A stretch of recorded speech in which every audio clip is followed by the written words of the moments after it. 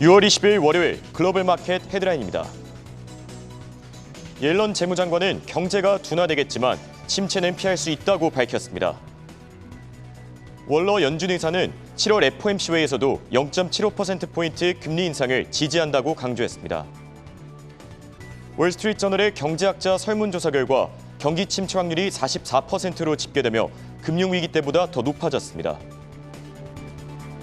프랑스 총선에서 마크롱 중도 여권 과반 확보 실패가 유력해졌습니다. 애플의 메릴랜드주 매장에서 노조가 결성됐습니다. 170여 개 매장 가운데 처음입니다. 홍콩 차기 정부 1, 2인자가 모두 미국이 제재한 인사인 가운데 7월 1일 취임할 예정입니다.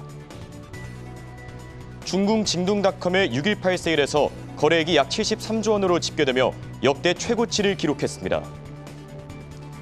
미국 증시가 현지 시간 20일 노예 해방일 대체 공휴일로 휴장에 들어갈 예정입니다.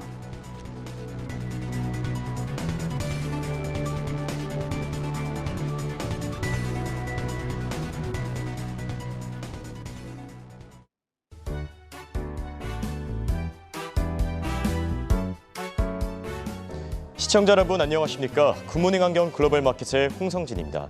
지난주 미국 증시 경기 침체 가능성이 더욱 확대되며 3대 지수가 엇갈린 흐름을 나타냈습니다. 특히 선물과 옵션 동시 만기일인 내만여의 날이었다는 점이 증시 변동성을 더욱 확식시켰는데요. 연준이 과연 인플레와 경기 침체를 모두 잡을 수 있을지 귀추가 주목되고 있는 상황입니다. 이번 주도 저희와 함께 하시죠. 굿모닝 안경 글로벌 마켓 지금 시작합니다.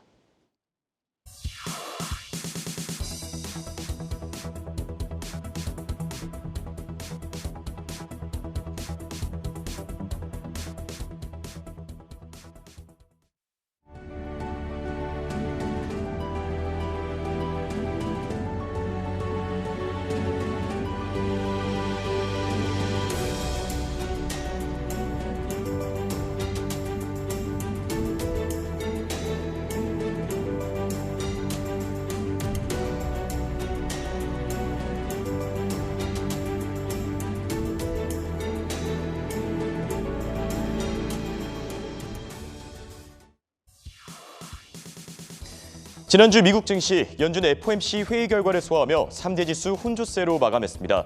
다우지수는 0.1% 하락하며 3만 선 아래서 거래를 마친 반면 S&P 500 지수는 0.2% 오르며 강보합권에서 마감했습니다.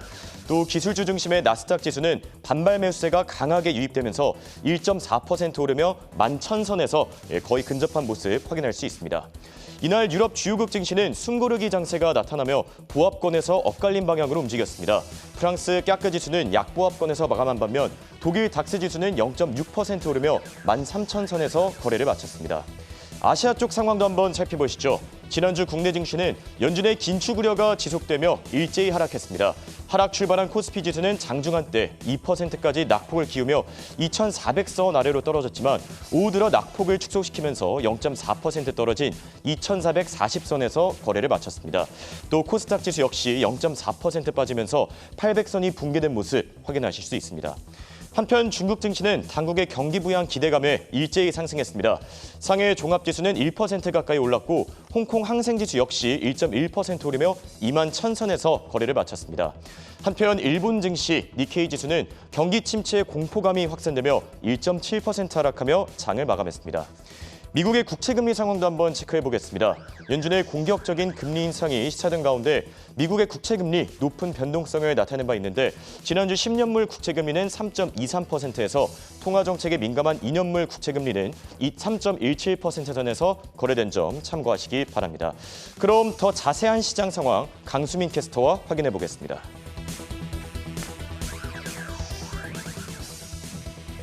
네, 금요일장 미국 증시 특징주 살펴보겠습니다. 금요일장에서는 이 커뮤니케이션주가 가장 좋은 흐름을 보였는데요. 소셜미디어 기업 스냅부터 확인해 보시죠. 스냅이 구독 서비스 모델을 시험하고 있다는 소식에 금요일장 1.6%로 상승 마감했습니다. 이어서 로쿠입니다. 월마트와의 파트너십을 발표하자 금요일장 로쿠 주가가 5% 가까이 크게 올랐습니다. 로쿠 이용자들은 TV 프로그램 스트리밍을 하는 동시에 리모컨을 사용하여 제품을 구매할 수 있게 됩니다. 이어서 이미 소비재주가 상승 흐름 보였는데요. 테슬라 주가 흐름 살펴보시면 1.7% 상승하며 650달러 선에서 마감을 했습니다. 한편 아마존도 2.4% 상승 마감했는데요. 트루이스트는 아마존에 대해서는 매수 의견을 유지했습니다. 아마존이 우려사항이 많았던 작년의 상황을 전략적으로 빠져나오면서 시장 예상치도 성취 가능한 수준으로 다시 설정되고 있다며 연초 대비 밸류에이션이 38% 떨어진 상황에서 이 아마존에 대해 점진적으로 긍정적인 평가를 했다고 전했습니다. 에버코어가 우버와 리프트에 대한 매수 의견을 또 재차 내놓았습니다. 에버코어가 실시한 5번째 연간 미국 승차 공유 설문조사에 따르면 이 승차 공유 서비스 산업의 회복세가 보인다는 분석입니다. 금일장 우버가 6.5%, 또 리프트가 7%라는 강세를 나타내며 마감했습니다. 이어서 기술주 흐름 살펴보겠습니다. 어도비의 분기 실적과 연간 가이던스가 기대에 못 미치자 금요일장 1% 빠졌습니다. 장중 52주 신저가를 기록했고요. 우크라이나 전쟁이 부정적인 영향을 미쳤다는 설명입니다. 리드엠이 애플에 대한 매수 의견을 유지했습니다. 애플 브랜드 가치가 1조 달러, 그리고 그 이상이라고 평가했고요. 금요일장 애플의 경우는 1.1% 상승으로 마감했습니다. 반도체주 흐름도 살펴보시죠.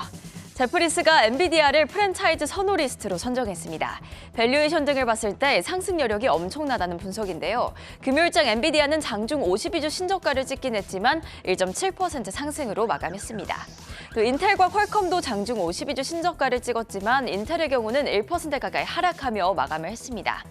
필라델피아 반도체 지수와 속스 ETF 모두 0.4%로 소폭 상승했습니다. 밸류에이션을 근거로 트루이스트가 로블록스에 대한 투자 의견을 매수에서 중립으로 하향 조정했습니다. 부정적인 투자 의견에도 불구하고 이와 상관없이 금요일장에서 로블록스가 8.8%라는 강세를 나타내며 마감했습니다. 베어드가 아메리칸 익스프레스에 대한 투자 의견을 중립에서 시장 수익률 상회로 상향 조정했습니다. 최근에 매도세가 과했다는 분석이고요. 금요일장 아메리칸 익스프레스는 4.8% 상승으로 마감했습니다. 네, 이어서 헬스케어주 살펴보겠습니다. 미국 FDA가 화이자와 모더나가 각각 개발한 코로나 백신의 5세 미만 사용을 승인했습니다. 모더나의 경우 생후 6개월 이상부터 17세 청소년까지의 사용을 허가했고요. 또 화이자는 이미 5세 이상의 접종이 승인된 상태입니다. 금요일장 화이자는 2%가 떨어졌고요. 반면 모더나는 5.7%로 강세 나타냈습니다. 루프캐피털이 CBS 헬스와 유나이티드 헬스에 대한 매수 의견을 제시했습니다. 변동성이 큰 시장에서 이 두 종목에 투자하는 것은 현명한 베팅이라고 설명했고요. 헬스케어주는 보통 방어적인 분야로 분류가 되는데 실제로 이 두 종목은 모두 올해 시장 상황보다 더 나은 성적을 거두고 있습니다. 반면 금요일장에서 CBS 헬스케어가 1.3%, 또 유나이티드 헬스는 0.8% 하락으로 마감했습니다. 웰스파고가 톨브라더스에 대한 투자 의견을 기존의 비중 확대에서 비중 유지로 하향 조정했습니다. 톨브라더스가 미국 주택 시장의 급격한 변화를 피할 수 없을 것이라는 분석인데요. 미국 주택 건설 시장은 2020년 하반기부터 2021년 호황 이후로 제자리 걸음을 하는 모습이라며 6월 들어서 건설자 심리가 크게 하락했고 특히 주택담보대출 금리가 급등하면서 주택담보대출 신청은 지난 20여 년 만에 절반으로 줄었다는 설명입니다. 금요일장 톨브라더스는 약보합권에서 마감을 했습니다. 경기 침체 우려로 국제유가가 떨어지자 에너지들이 부진한 흐름을 보였습니다. 쉐보론이 4%대 빠지면서 다우지수 편입 종목 가운데 가장 크게 하락했습니다. 징둥닷컴의 CEO는 블룸버그 인터뷰에서 징둥닷컴의 음식 배달 사업 확장 가능성을 언급하자 금요일장 징둥닷컴이 5% 강세를 나타냈습니다. 끝으로 중국 인민은행이 알리바바 자회사인 엔트그룹의 금융지주사 설립 신청을 수락했다는 로이터 통신의 보도가 나왔습니다. 기업 공개를 위한 행보가 다시 탄력을 받을 전망인데요. 해당 소식에 금요일장 알리바바 주가는 0.7% 상승으로 마감했습니다. 지금까지 미증시 특징주 살펴봤고요. 이어서 원자재 시황은 최보아 캐스터가 전해드립니다. 네, 국제유가부터 알아보겠습니다. 러시아가 우크라이나를 침공한 이후 고공행진하던 유가에 긴축발 제동이 걸렸습니다. 금리 인상이 글로벌 경제 성장에 저해를 불러올 것이라는 걱정의 목소리가 끊이지 않는 한 주였는데요. 에너지 수요 역시 둔화될 것이라는 전망 속에서 유가는 크게 낙폭을 키웠습니다. 이 바이든 미국 대통령이 치솟는 유가를 잡기 위해 사우디아라비아를 방문해 이 주요 산유국인 사우디와의 관계 개선에 나선다는 소식은 불발됐다고는 하지만 이 앞서 전한 소식들로 인해서 지난 금요일장에서 이 WTI는 109달러 선에서 브렌트유는 113달러 선에서 거래됐습니다. 이 유가뿐 아니라 천연가스도 비슷한 이유에서 급락했습니다. 이 경기 침체 우려의 영향이고요. 이 7% 가까운 내림세를 보이면서 6달러 선을 기록했습니다. 다음은 CRB 지수 알아보겠습니다. 이 물가를 예측할 수 있는 특성 때문에 인플레이션 지수라고 불리기도 합니다. CRB라는 국제 원자재 및 선물 조사 회사에서 선정한 이 19개의 원자재 가격의 평균으로 계산된 지수고요. 이 미래의 물가를 예측하는 데 도움이 될 수가 있습니다. 지난 금요일장 기준 CRB 지수는 2.55% 정도 꽤 큰 폭으로 빠졌습니다. 329선을 나타냈습니다. 다음은 원목 보겠습니다. 원목은 올해 들어서 계속해서 내리막길을 걸었습니다. 따라서 업계에서는 이제 바닥을 찍었다고 평가하고 있고요. 실제로 계속해서 상승 흐름을 이어가고 있습니다. 원목 가격 3%대 가깝게 급등했습니다. 585달러 선 터치했습니다. 다음은 대도 보겠습니다. 미국 농무부의 보고서에 따르면 미국에서는 올해 9,100만 에이커의 대두를 재배할 예정인데요. 그렇게 된다면 총 2억 8천만 부실의 수확량이 예상됩니다. 나쁘지 않은 전망치인데요. 이제는 날씨가 결정적인 역할을 할 것으로 보이고 있습니다. 남부 걸프 해안의 허리케인을 주목해봐야 할 것 같고요. 적절한 양의 비만 내려준다면 당분간 대두는 안정세를 유지할 것으로 보인다는 평가가 많습니다. 지난장에서 대두 가격은 약보합권에서 움직였습니다. 0.43% 정도 빠졌고요. 1,702센트 선에서 마감했습니다. 다음은 밀 보겠습니다. 밀은 투자자들의 매도세가 나오면서 오늘장 농산물 중에서 4%대 가장 크게 떨어졌습니다. 1,034센트 선이었는데요. 이제 업계에서는 밀이 주로 재배되는 프랑스와 스페인의 폭염을 주시하고 있습니다. 여름철이 다가옴에 따라서 연일 100도를 넘기고 있는 더위에 밀 생산이 차질이 빚어질 수도 있다는 분석이 나오고 있습니다. 금요일장 밀 가격 4% 가깝게 떨어졌습니다. 1,034센트 선 나타냈습니다. 다음은 코코아 보겠습니다. 코코아 선물은 뉴욕 코코아가 2.3% 정도 반등하면서 함께 올랐습니다. 3% 조금 안 되는 것 같고요. 코코아 가격 보도록 하겠습니다. 금요일장에서 2.8% 정도 상승했습니다. 2,444달러 선 기록했습니다. 다음은 설탕 보겠습니다. 두 번째로 큰 설탕 생산국인 인도가 설탕 수출량을 현재 1,000만 톤에서 600만 톤이나 700만 톤으로 제한할 것이라는 보도가 나왔습니다. 또 가장 큰 설탕 생산국인 브라질에서 연료세 인하 여부로 인해서 논란이 계속되면서 설탕 공장들이 설탕을 더 많이 제조할지 에탄올을 더 많이 제조할지의 눈치 보기가 이어지고 있습니다. 해당 소식들은 설탕의 상승세를 견인했고요. 다만 큰 폭은 아닌 것 같습니다. 설탕 가격 0.1% 정도 올랐습니다. 18.6센트 선 기록했습니다. 다음은 금속 원자재 알아보겠습니다. 먼저 금과 은입니다. 경기 침체가 도래할지도 모른다는 다소 공포스러운 분위기가 조성됐음에도 불구하고 달러화 강세 때문에 금은 떨어졌습니다. 달러화와 10년물 국채금리는 올랐고요. 금은 내려갔다고 보시면 되겠습니다. 금은 0.5% 정도 미미하게 빠졌고요. 은은 1%대 내렸습니다. 1,840달러와 21달러 선 터치했습니다. 다음은 팔라듐과 백금 보겠습니다.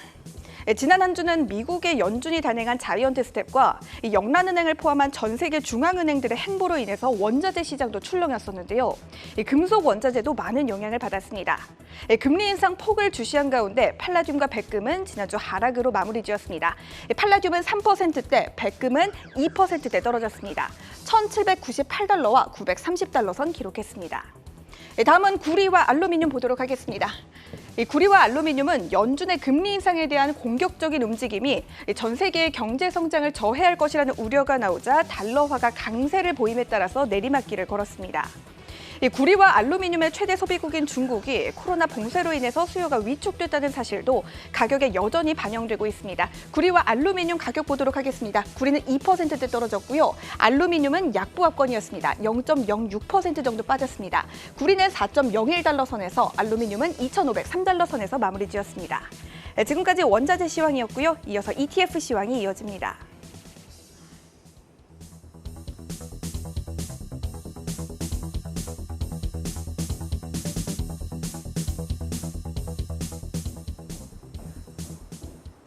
ETF 시황을 살펴봅니다. 지난 금요일장에서는 바이오 회사 관련 펀드와 태양광 관련 기업들이 들어있는 펀드가 상승했고요. 천연가스와 정유 등 에너지 관련 펀드들은 일제히 내리막길을 걸었습니다. 상승 ETF부터 살펴보겠습니다. 금요일 전반적으로 하락세 보인 장 속에서 바이오 섹터가 밝게 빛나며 올랐습니다. 장 초반에는 아스트라제네카가 영국의 메레오 바이오파마에 입찰에 눈독을 들이고 있다는 추측을 영국 타임스가 전하면서 메레오의 주식이 62% 급등했습니다. 잠시 뒤에는 월스트리트저널에서 머크가 암 전문 바이오 회사 시젠을 인수를 시도를 한다는 소식을 전하기도 하면서 바이오 관련 ETF들이 이날 대체로 상승했습니다. 가장 큰 폭으로 상승했던 건 버투스 인베스트먼트에서 운용하는 BBC ETF였습니다. 이날 7% 이상 상승 마감했는데요. 이 펀드는 임상 단계에 있는 의약품을 개발하는 130개 이상 미국의 생명공학 회사들의 동등한 가중치로 투자를 하고 있습니다. 임상 단계라는 점에서 성공률이 낮을 수는 있지만 개발 성공 시 큰 수익을 기대할 수 있습니다. 따라서 이 펀드처럼 동일 비중으로 분산 투자를 하면 개별 리스크를 최소화하여서 해당 부문 전반적인 성장세에 투자할 수 있습니다. 방금 전에 살펴보신 이 BBC는 거래량이 2,100밖에 되지 않는데요. 규모 있는 ETF 중에서는 태양광 에너지 ETF인 TAN 펀드가 5.92%로 상승률이 좋았습니다. 인베스코에서 운용하는 펀드로 이 펀드는 운용 수수료는 0.65%인데요. MAC 글로벌 솔라 에너지 인덱스를 추종하고 있습니다. 다음으로 보실 것은 TAN ETF의 상위 보유 종목들입니다. 이날은 유가가 110달러 선 아래로 급락하면서 정유 관련주가 일제히 내린 가운데 태양광 주식들이 빛났습니다. 11% 비중으로 담겨있는 엔페이즈 에너지는 9% 가까이 올랐고요. 이어서 9%로 담겨있는 솔라엣지는 8.4% 올랐습니다. 퍼스솔라 또한 7.5% 오르는 등 이날 펀드의 상승을 이끌었습니다. 방금 설명드린 대로 이날 유가 하락에 하락 ETF 상위는 대체로 에너지 관련 펀드들이 차지했습니다. 최근 바이든 대통령은 공개 서한을 통해서 주요 정유사들에게 가솔린 등 석유 공급 확대를 촉구했습니다. 가솔린은 사상 처음으로 갤런당 5달러를 치솟은 바 있는데요. 이처럼 높은 가솔린 가격은 가계 재정에 타격을 주고 또 높은 디젤 가격은 사업장 운용에 부담으로 작용하고 있습니다. 하지만 하루 만에 엑슨모빌 등 정유 업계들이 이러한 압박에 굴하지 않고 오히려 연방 정부를 비판하고 나서면서 점입 가격 양상으로 번져나가고 있다는 분석이 나옵니다. 대표적으로 인베스코에서 운영하는 PXE 펀드가 있습니다. 30개 종목을 편입하고 탑10의 비중이 45%가량 됩니다. 이날 하락 마감하였는데요.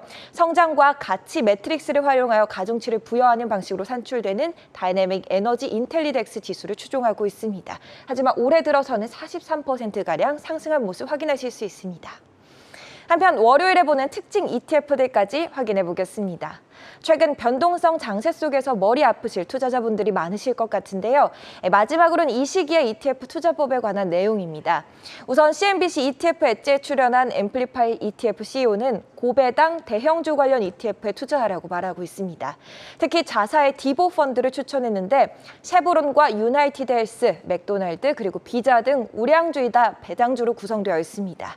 디보 펀드는 올해 들어서는 14%가량 내려있긴 하지만 올해 22.9% 내려있는 S&P 500보다는 양호한 수익률을 보여주고 있습니다. 한편 ETF.com에서는 이런 경기 침체에 대한 우려가 커지는 시기에 섹터 중에서는 필수 소비재와 헬스케어 그리고 유틸리티 기업들에 투자할 수 있다고 봤습니다. 이런 시기에 소비자들이 우선순위를 따져서 소비를 하게 되는데 경기 방어주에 속하는 이런 섹터들은 영향을 덜 받게 되기 때문입니다. 한편 조금은 생소한 선택은 물 ETF인 PH5였습니다. 인베스코에서 운용하는 펀드인데요. 물이 생활의 필수적임과 동시에 점점 희소해지고 있기 때문에 물을 비축하고 정화시키는 기업의 중요도를 높이고 있습니다. 이 펀드는 올해 들어서 26% 이상 내려 있지만 미국에서 가뭄 상황이 기록적인 수준에 가까워지고 있기 때문에 주목할 만한 펀드라는 분석이 나옵니다. 지금까지 ETF 시황을 알아봤습니다. 투자자분들의 한 주 시작 응원하겠습니다.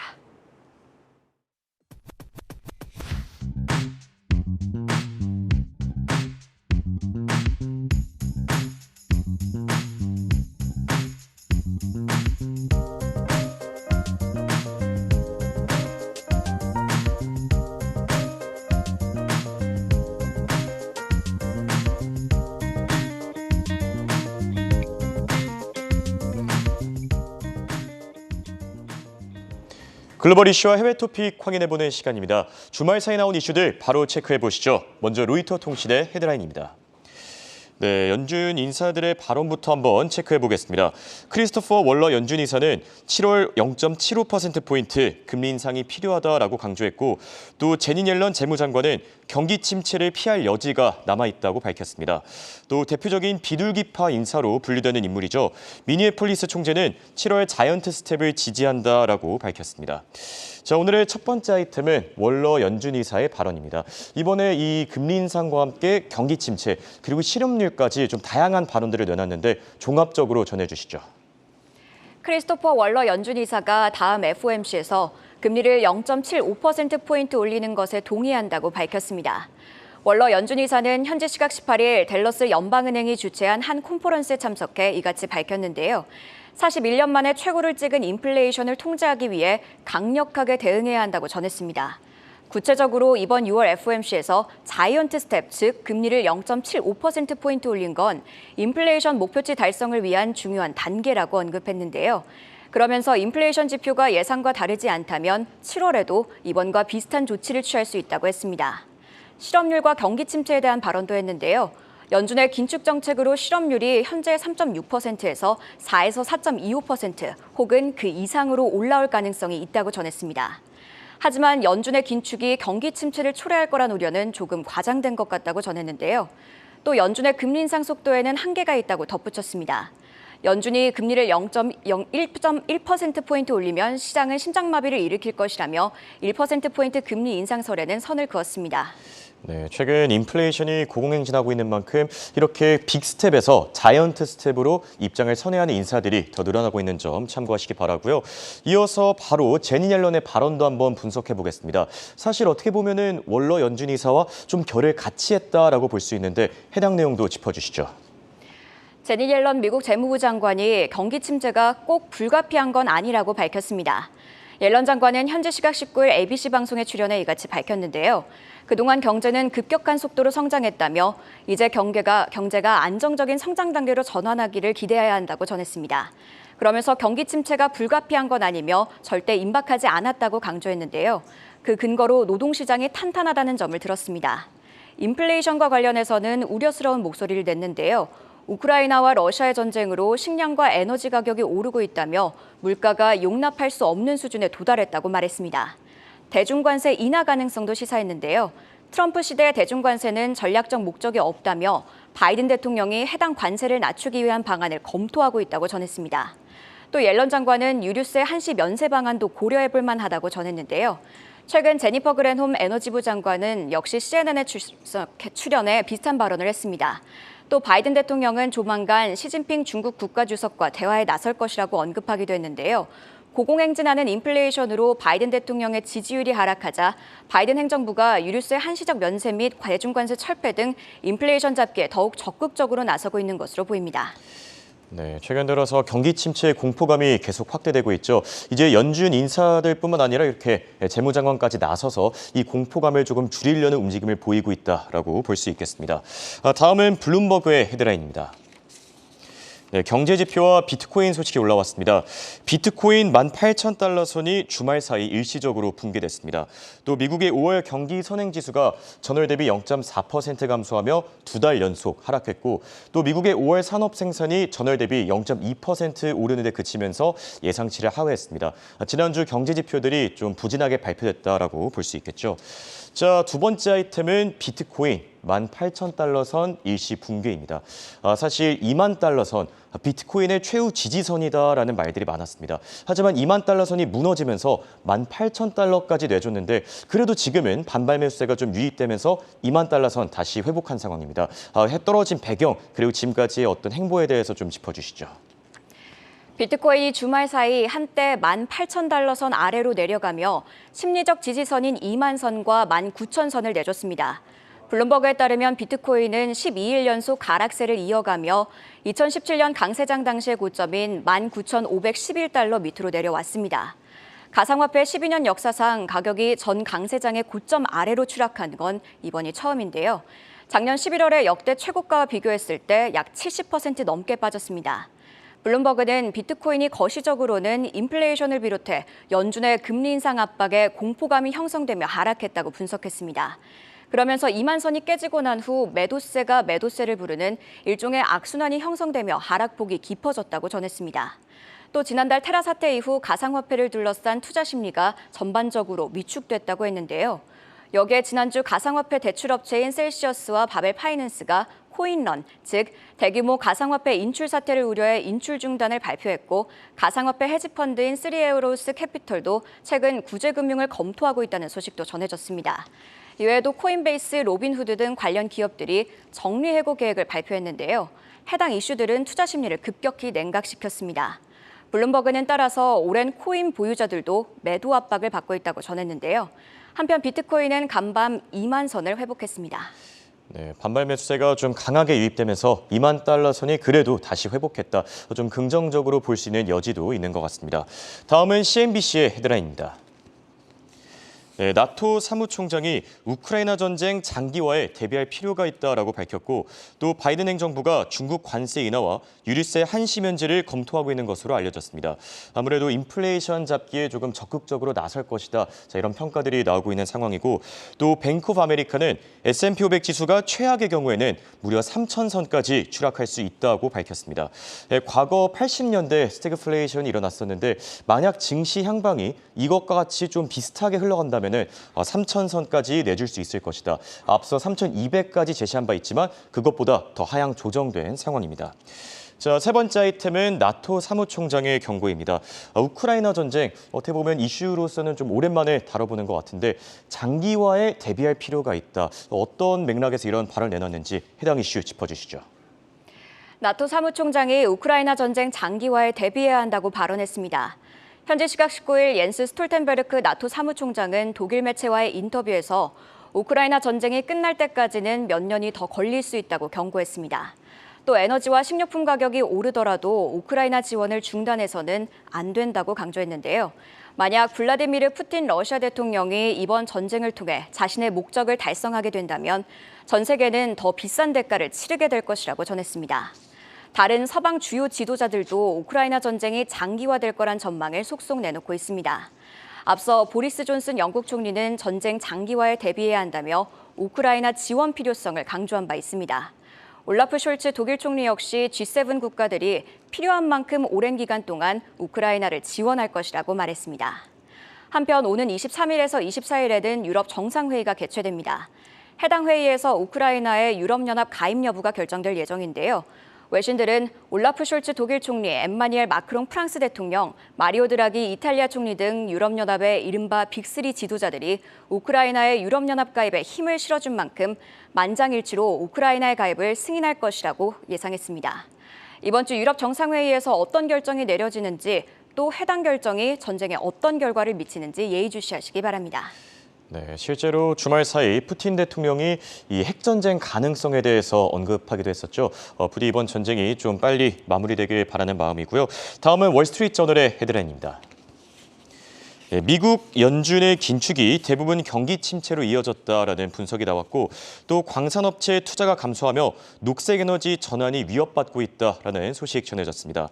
마지막으로 월스트리트저널이 집계한 설문조사 결과 미국 경제학자들이 1년 내 경기 침체 가능성이 무려 44%에 달한다라고 밝혔는데 2005년 이후에 집계된 모든 자료 중에서 이 정도로 높았던 거는 처음이다. 과거 2008년 금융위기 당시 때도 이것보다 좀 더 낮았었고 그리고 재작년 코로나 사태 때도 이 44% 수준은 아니었는데 그만큼 경기 침체 리스크가 좀 커지고 있는 점 참고하시면 좋을 것 같고요. 자, 마지막 이슈는 연준의 긴축 가능성입니다. 이 연준의 긴축이 그동안 경기 침체로 이어졌었다. 자, 이런 월스트리트저널의 분석 기사가 나왔는데 해당 이슈 전해주시죠. 월스트리트저널은 연준이 긴축을 시작한 후 경기 연착륙에 성공한 사례는 거의 없다고 분석했습니다. 월스트리트저널에 따르면 1950년대 이후 연준은 총 12번의 긴축을 단행했습니다. 그중 9번은 경기 침체로 끝났다고 했는데요. 예외적으로 1961년에서 66년에는 금리 인상에도 불구하고 경기 둔화 조짐이 보이지 않았습니다. 하지만 당시 인플레이션은 좀처럼 꺾이지 않았고 결국 경기는 1970년 침체 국면으로 접어들었습니다. 가장 성공적인 연착륙 사례는 83년과 84년의 긴축인데요. 당시 이미 경제는 두 번의 경기 침체를 겪고 회복 국면에 있었기 때문에 월스트리트저널은 현재와는 상황이 다르다고 했습니다. 이외에도 1994년과 1995년 당시 그린스펀 연준 의장은 경제 전망에 따라 금리를 선제적으로 올려 침체를 피할 수 있었습니다. 종합하자면 긴축 정책 이후 연착륙에 성공한 사례는 매우 이례적이거나 예외적인 상황이라고 볼 수 있습니다. 월스트리트저널은 또 현재 연준이 경기 연착륙에 성공할 가능성은 매우 낮다고 내다봤는데요. 금리 인상이 원자재 가격 상승에 따른 인플레이션을 잡는 데는 한계가 있다고 했습니다. 따라서 헤드라인 인플레이션 수치는 계속 높은 수준을 유지해 긴축 강도가 커질 수밖에 없다고 덧붙였습니다. 네, 경기 침체 가능성이 계속 확대되고 있다. 분석 기사 체크해봤고요. 마지막으로 광산업체들의 투자 감소가 오히려 녹색 에너지 전환에 위협이 되고 있다. 좀 흥미로운 기사인 것 같습니다. 해당 이슈 마지막으로 전해주시죠. 월스트리트저널은 광산업체들의 투자 감소가 녹색 에너지 전환에 위협이 된다고 분석했습니다. 뱅크 오브 아메리카의 자료에 따르면 리오틴토, 글렌코어, BHB그룹을 포함한 대형 광산업체 10곳의 올해 투자 지출액은 약 400억 달러에 달할 것으로 예상됩니다.